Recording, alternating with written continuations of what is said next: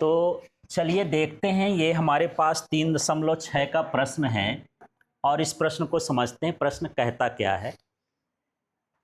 Nichrome एक तापन अवयव, इसको निक्रोम भी बोल देते हैं, नाइक्रोम भी बोल देते हैं।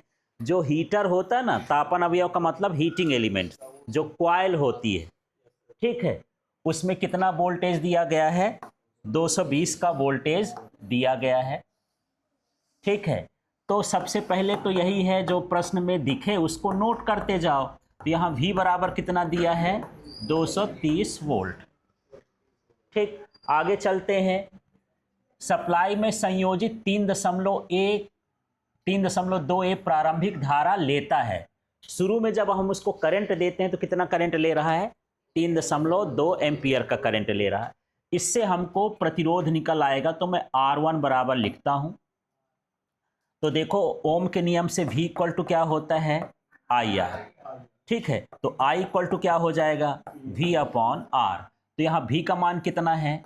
230। और R का मान कितना दिया है देख लो वहां पर। ये मुझे I का मान R निकालना है ना, तो R इक्वल टू क्या हो जाएगा? V upon I। I का मान कितना दिया है? 3.2। देख लिया आप लोग, है ना। अब इसका दशमलव हटाओगे तो ये कितना हो जाएगा? ये कुछ मिट रहा है यार, ये हो जाएगा 230 और एक जीरो और उठा दो, यहां पर कितना हो गया? 32। इस दशमलव को हटाया भर हूं ना, इसको थोड़ा सा हल करके देखते हैं। ये 2300 आ गया और हम यहां पर क्या करेंगे? 32 का इसमें भाग कर देंगे।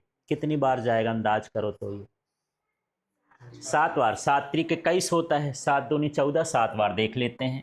तो 7 दूनी 14, 7 त्रिक 21 और कितना हो गया? 22। इसके कर लोगे तो कितना आ गया? 6। यहाँ पर 0, यहाँ पर 0, यहाँ पर कितना हो गया? 0। अब ये 32 से कम तो 32 होगा ना, और 32 दूनी क्या होता है? 64।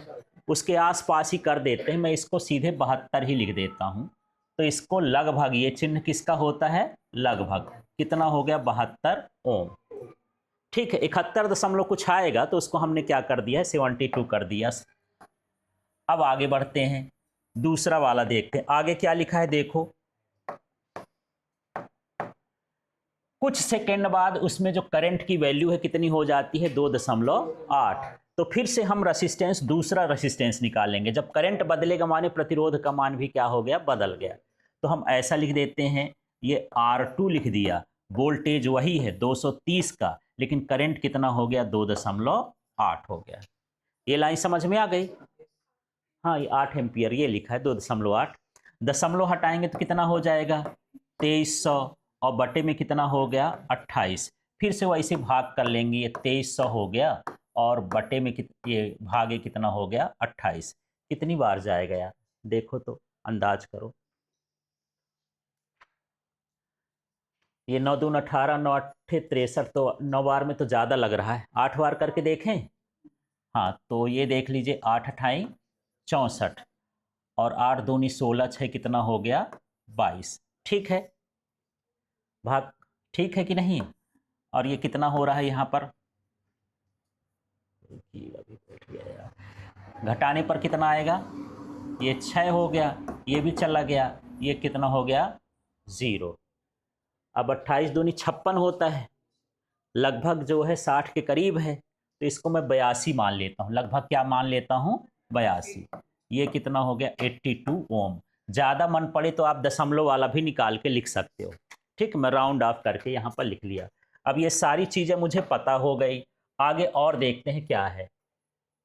अब यदि कमरे का ताप कितना दिया है यार? 27 दिया है, तो इसको क्या लिखते हैं? T1।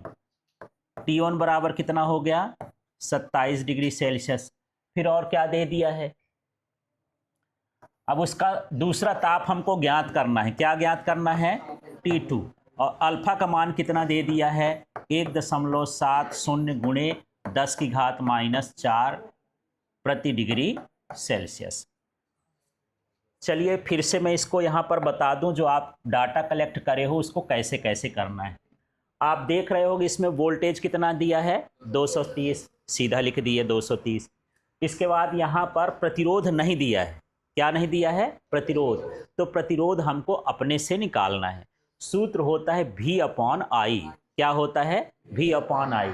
तो पहली कंडीशन में V का मान 230 है और उसमें जो है जो उसका धारा है वो 3.2 है। दशमलव हटाओगे तो ये शून्य बढ़ जाएगा।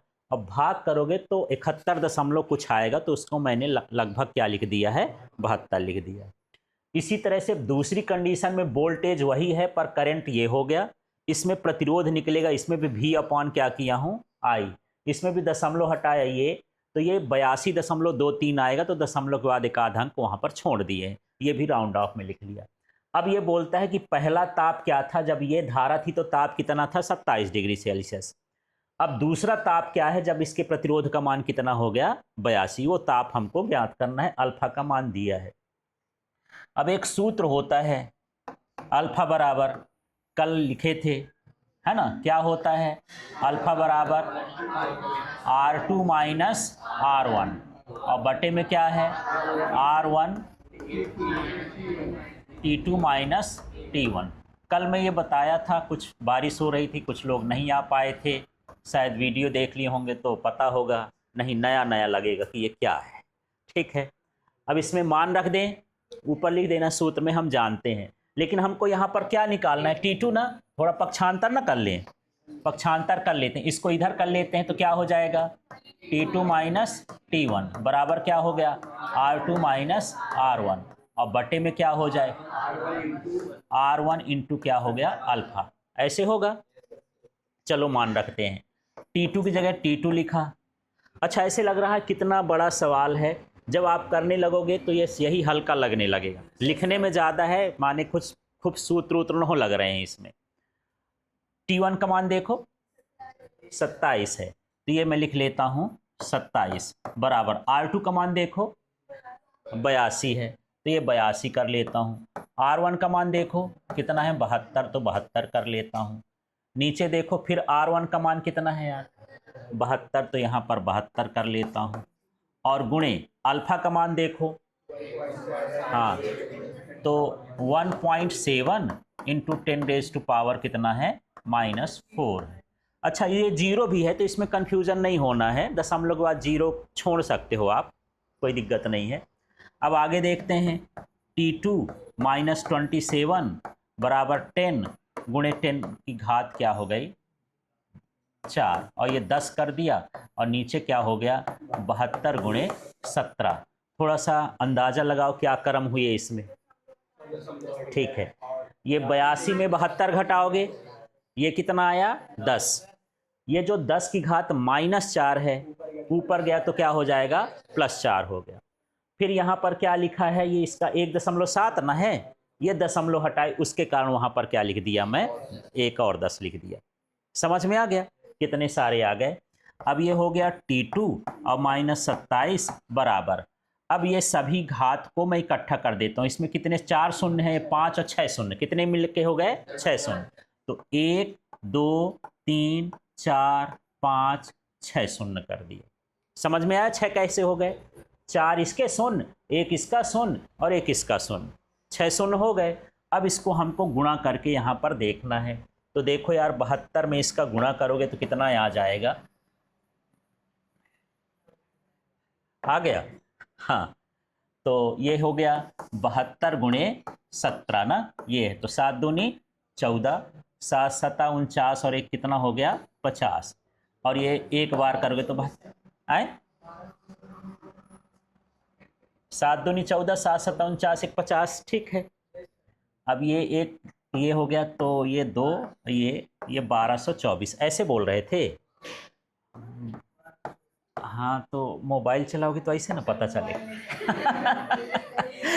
ठीक है, हाँ ठीक है। अब देखो यहाँ पर इनका भाग करके देखते हैं, माने हमको मैनुअल देखना है क्योंकि परीक्षा में तो मिलेगा नहीं। ठीक है, ये 6 हो गए, अब ये कितना हो गया? 1224।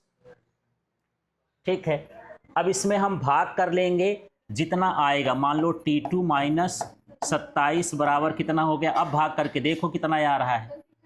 ठीक है, भाग करने पर कितना आया? मिला ये हाँ, तो अब इसको 12 अट्ठे क्या होता है 96, 8 बार करके देखें शायद हो जाए। चलो देखते हैं।